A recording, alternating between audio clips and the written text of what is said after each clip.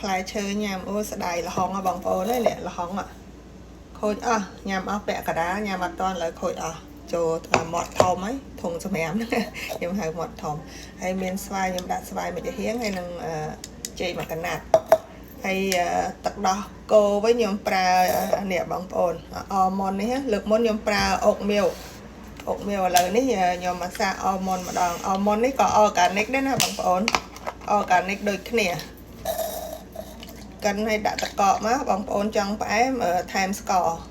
ខ្ញុំអត់ថែមស្ករមកពីចេកហើយនឹងស្វាយផ្អែមណាហើយដាក់ទឹកកក